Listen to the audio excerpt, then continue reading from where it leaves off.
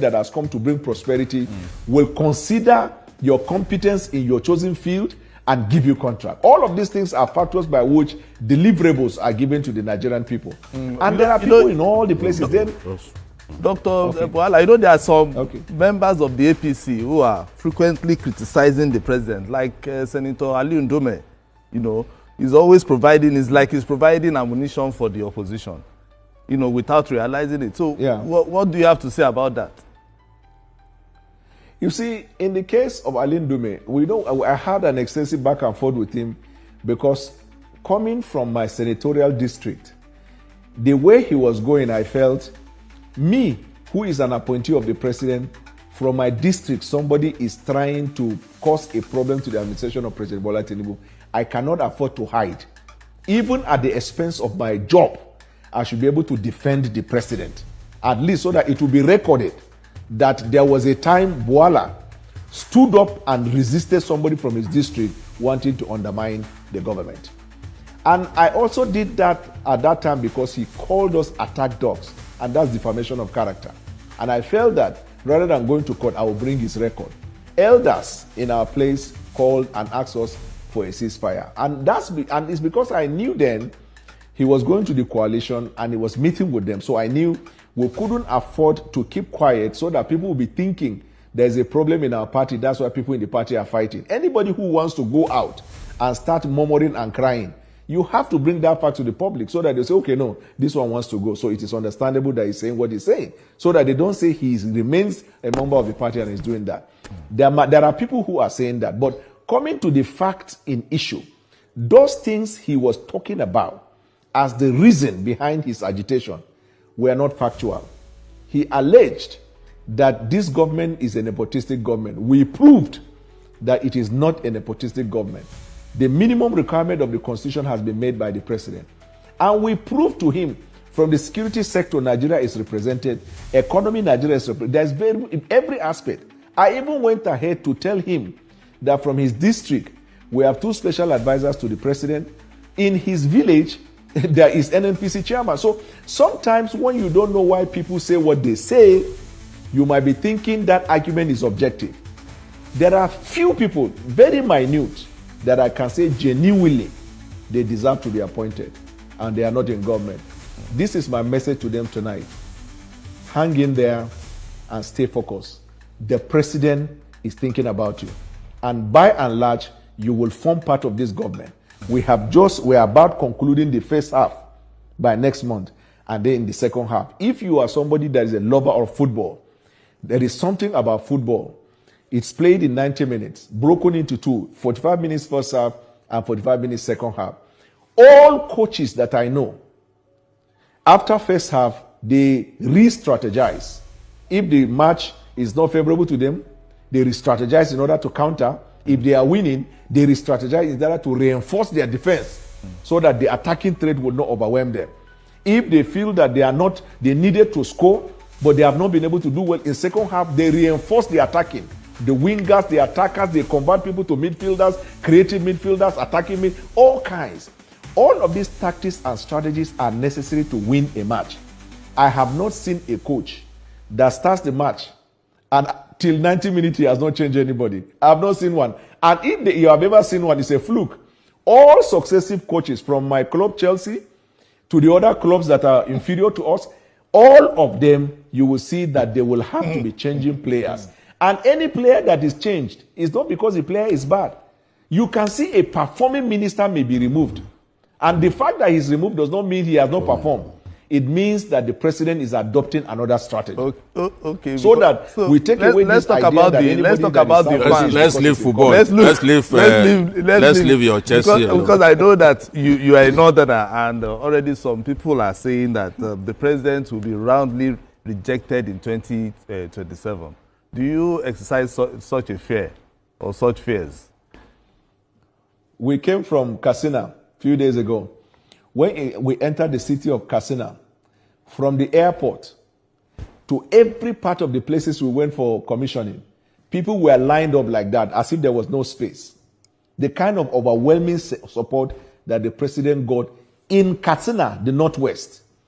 And he will be going to places to commission and then to see people. And you will see, few people that have the power of media or that are in privileged position making all these empty noises are not the ones that determine who becomes a president. Some of these people don't even vote on that day. The people who determine who becomes president are the masses. I am telling you the kind of thing that the president is doing, if only our governors will also deliver. You see, because increased allocation and all of that has taken the government to them, has taken resources, even to local government autonomy to them. But you see, when a governor does not trickle down this governance to his people, the president is pointed. You had a nightmare, the president is responsibility. The president is responsible. Anything that happens, witches fly over your house, the president is responsible. Because even the media, they have failed in holding governors. I'm not saying everybody. They have failed in holding governors to their responsibility.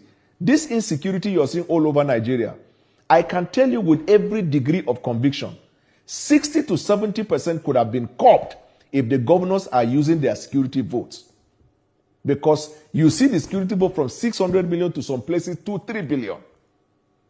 Think about half of that money investment in that state to deal with insecurity, creating vigilante frontier, providing equipment, surveillance equipment, also supporting the federal agents in your state.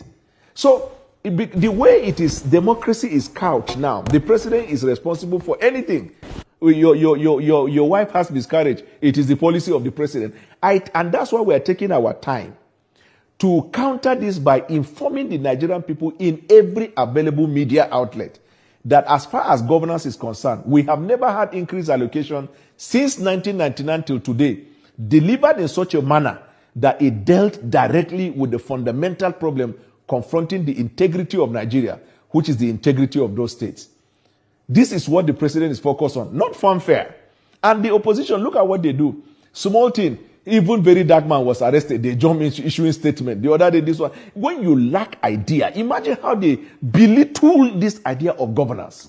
Because they have nothing to share, they have nothing to say, other than to hype and create insecurity in the country. All right, Dr. Bwala, let's talk about this. But don't you think the current economic challenges will push Nigerians to look the way of the opposition in 2027? Well, if you look at the economy of Nigeria, so when the president came, Nigeria was already in a problem. Remember, there was not even Naira. You couldn't even go to bank to cash 1,000. To cash 10,000. That was the situation. We had 73 trillion debt to be paid. We have 27 states who couldn't pay their salaries. We have contracts that were abandoned. The healthcare in Nigeria was bad. At a point, people were going to Sheraton Hotel, doctors, over 2,000. They are needed somewhere outside of Nigeria. You need to know the picture of the Nigeria before Ashwaju took the oath of office. You need to look at the various sector by sector what the president is doing. But the reform, I have attended classes, I have called professors, I have asked questions. There is nowhere reform takes place automatic. There is nowhere reform promises overnight wonders. But what reform will promise you is fundamentals of the economy will be put in their proper place. And by and large, it will not only affect you, it will also positively affect your children and children's children. And if you look at the 18 months before the last 2-3 months, everything was going. The food items were going down. Before Donald Trump, came up with this policy tariff. It had created a problem all over the world. England, I live in England. England has what they call cost of living crisis. The watermelon that my wife was used to buying, she went and brought watermelon that looked like small something you put in your mouth. And that is when it dawned on me that this global village you are seeing is not a joke. There is a policy in one part of the world that will invariably affect the other. The war between Ukraine and Russia also affected to an extent agricultural products from coming to the rest of Africa. But within this, under this chaotic situation, look at what we have been able to do, even with agriculture. We too went to the streets and asked the prices of items. If you take away some of the elements by Nigerians who are hoarding, people who want to take advantage of situation. If you take away that, there is stability in terms of the food prices. Even when it goes up, it is not exponentially. It goes up and come back, goes up and come back. And that is how economy is meant. If we wake up tomorrow morning and everything changes overnight, I can bet my chest to tell you it is an artificial growth. If it is a natural growth based on the policies we put, we projected it. We are not afraid to tell the Nigerian people we are making the progress needed, and any increase we get, we put it into intervention, because that's what you do when you are doing reform.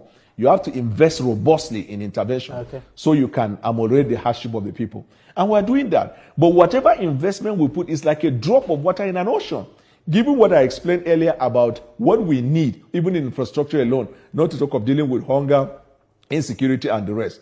So I can say with all confidence that we are in a better trajectory. 2 days ago, the president told people in Katsina, he said we have taken the turn. Our worst days are behind us. All right. Thank you so much, Daniel Bwala. Daniel Bwala is the special advisor to the president on policy communication. Dr. Daniel Bwala, thank you so much for joining us on Journalist Hangout. Thank you. Thank you. I appreciate that. And I'm also so glad he's a Chelsea fan. Biko. All right. Don't bring Biko. We won't leave this place to we'll bring Chelsea matter. All right, Biko, in summary, your thoughts. Yes, I think Daniel has done a good job since he joined the team. There's no doubt about it. He's very good. He has good communication skills, and he's bringing that to bear. No one can deny that he's been a good addition to the team to complement my boss, Bayo Nonoga. So many people may not be pleased with his answer to those questions, but he has given his best. Exactly. As far as I'm concerned. Asukwa. No, truly, he has, since becoming an SA, he has been doing his best. So many people are always castigating him. I always say, bring him what was in the past and bring him. Everybody has a past, So this is the new Daniel Bwala, and he's selling the president the way he should. It should. Very eloquent. All right, thank you so much, Biko. Appreciate you as always. Thank you so much for having me. And that's it on Journalist Hangout today. Join us tomorrow for another episode of the program. You can watch the repeat broadcast of this episode tonight at 11. Join us on Sunday from 1:30 to 3.